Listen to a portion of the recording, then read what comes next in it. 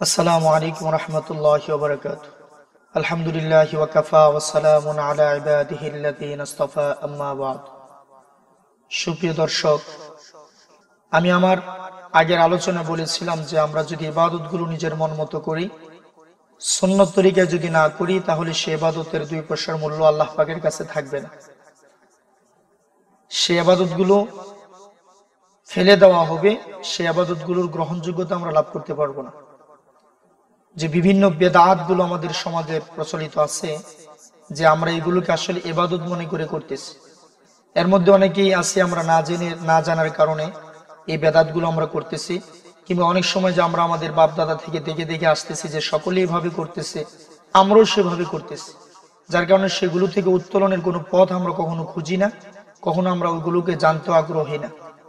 যেমন একটা ইবাদত আমাদের আল্লাহর রহমতে গোটা বাংলাদেশের আমার জানা মতে মোটামুটি অধিকাংশ মসজিদগুলোতে আছে, যে ফজরের নামাজের পরে আমরা সম্মিলিতভাবে ইমাম সাহেব হুজুর ঘুরে যখন ইনফিরাদি আমল, ব্যক্তিগত আমলগুলো শেষ হওয়ার পরে সম্মানিত ইমাম সাহেব হুজুর এরকম ভাবে সূরা হাশরের শেষ 3টে আয়াত সম্মিলিতভাবে মুসল্লিদেরকে নিয়ে ইমাম সাহেব হুজুর কোথাও কোথাও এরকম আছে 2টা পদ্ধতি। একটা পদ্ধতি হলো ইমাম সাহেব পড়েন, সাথে সাথে মুসল্লিরা পড়ে। আরেকটা পদ্ধতি আছে ইমাম সাহেব হুজুর প্রথম বলেন, তারপরে মুসল্লিরা পড়ে। আবার মুসল্লিদের পড়ার শেষ ইমাম সাহেব হুজুর আরেকটা আয়াত পড়েন, তার আরেকটা আয়াত পড়ে। এই 2টা পদ্ধতিতে আমাদের দেশগুলো অধিকাংশ জায়গাতে আছে। অনেক সময় অনেক প্রিয় বন্ধুরা, অনেক মুহাব্বিররাও জানতে চান যে হুজুর আসলে এটা সঠিক পদ্ধতিটা কি। এর জন্য আমি ক্ষুদ্র প্রয়াস ভাবে যতটুকু রিসার্চ করেছি, আলহামদুলিল্লাহ এই আমলটা অত্যন্ত গুরুত্বপূর্ণ একটা আমল, অত্যন্ত গুরুত্বপূর্ণ একটা ইবাদত। তিরমিজি শরীফের মধ্যে হযরতে মাকাল ইবনে ইয়াসার রাদিয়াল্লাহু তাআলা আনহু থেকে বর্ণিত, হুজুর আকরাম সাল্লাল্লাহু আলাইহি সাল্লাম ইরশাদ করেন, আমার উম্মতের মধ্য থেকে যে উম্মতেরা ফজরের নামাজের পরে, ফজরের নামাজ পড়ার পরে, আদায় করার পরে সূরা হাশরের শেষ 3 আয়াতের আগে দিয়া আউযু বিল্লাহিস সামিউল আলিম মিনাশ শাইতানির রাজিম 3 বার এই তাআবুজটা পড়ার পরে সূরা হাশরের শেষ 3টা আয়াত আমার উম্মতের যারা দৈনিক আমল করবে, পাঠ করবে, আল্লাহ তাআলা ওই দিনের জন্য 70,000 ফেরেশতা তার জন্য দোয়ায়ের মাগফিরাত করতে থাকে। সুবহানাল্লাহ।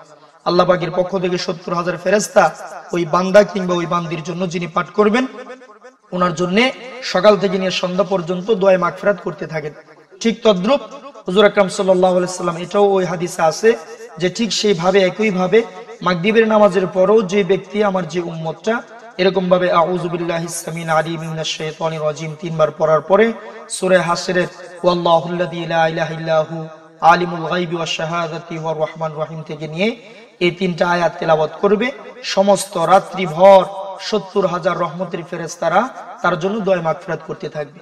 এমনকি ওই হাদিসের মধ্যে এটাও আছে হুজুর আকরাম সাল্লাল্লাহু আলাইহি সাল্লাম বলেন, ওই দিন কিংবা ওই রাত্রের মধ্যে যদি ওই মুসলমান নরনারীটা মারা যায়, মৃত হয়ে যায়, তাহলে আল্লাহ তাআলা তাকে শহীদের হুকুমে অন্তর্ভুক্ত করবে। সুবহানাল্লাহ। কিন্তু আমার বলার বিষয়টা হলো, এটা অত্যন্ত দামি একটা আমল, অত্যন্ত দামি একটা ইবাদত, কিন্তু এখানে কিন্তু আল্লাহ রাসূলের ইবাদতটা হলো, শব্দটা হলো যে ব্যক্তি, আমার উম্মতের মধ্যে যে ব্যক্তি এটা পাঠ করবে। কিন্তু সম্মানিত দর্শক, আজকে আমরা এটাকে সম্মিলিতভাবে করে ফেলছি, এবং কোথাও কোথাও এমনও আমাদের কাছে খবর আসে যে কোনো মসজিদে যদি কোনো ইমাম সাহেব কোনো একদিন এটাকে বন্ধ করে দিতে চান বা না পড়েন, তো কিছু কিছু মুসল্লি ভাইরা না জানার কোন ইমাম সাহেবের উপরে ক্ষুব্ধ হন। এরকম ভাবে তাদের মধ্যে মনোমালিন্য হয় যে হুজুর কি আজকে ঘুম বেশি হয়ে ধরছে মনে হয়, এই সে বিভিন্ন রকমের মন্তব্য করা হয় যে হুজুর এখন ঘুমায় পড়বে, এই জন্য আমাদেরকে নিয়ে এটা পড়লো না। এরকম কিছু কিছু মসজিদগুলোতে হয় না। সম্মানিত দর্শক, এটা সম্মিলিত ইবাদত নয়, এটা আমরা একটা পদ্ধতি বের করে নিয়েছি। হ্যাঁ, যদি এটাকে আমরা লাজিমি মনে করি যে এইভাবেই পড়তে হবে, নিঃসন্দেহে এটা বেদাত হয়ে যাবে। আমি বলেছিলাম আমার আগের আলোচনা যে অনেক ইবাদতকে আমরা বেদাত করে ফেলতেছি নিজেদের মন মতো করার কারণে। আর নিজেদের থেকে যদি কোনো ইবাদত করা হয় সাহাবায়ে কেরামদের এবং হুজুর আকরাম সাল্লাল্লাহু আলাইহি সাল্লামের সুন্নতের বাহিরে গিয়া, সে ইবাদত কখনোই আল্লাহ তাআলার কাছে কবুল হবে না। সুপ্রিয় দর্শক, আমি এটাই বলতে চাই যে এটা সূরা হাশরের ইবাদতটা অত্যন্ত দামি ইবাদত, কিন্তু এটা ইনফারাদি আমল, একক ব্যক্তিগত আমল। এটাকে যদি আমরা এইভাবে ইজতিমাই ভাবে সম্মিলিত ভাবে এটাকে পড়ি এবং এটা দৈনিক পড়তেই হবে, এটাকে যদি আমরা লাজেম মনে করি, বাধ্যবাধকতা মনে করি, তাহলে বন্ধু এটা কিন্তু বেদাত হয়ে যাবে। আমাদের এই ইবাদতের কোনো গ্রহণযোগ্যতা আল্লাহর কাছে পাবো না।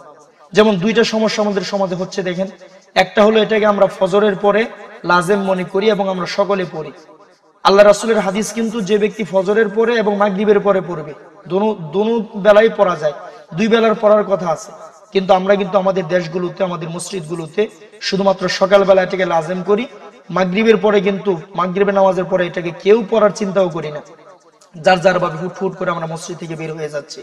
অথচ ইবাদত কিন্তু এটা ফজরের পরে এবং মাগরিব দুই বেলার জন্যই আসছে। আমরা এটাকে লাজেম মনে করে নিতেছি ফজরের পরে এবং সকলে সম্মিলিত ভাবে। এই জন্য সুপ্রিয় দর্শক, আমরা চেষ্টা করবো ইনশাল্লাহ এটাকে লাজেম মনে করব না।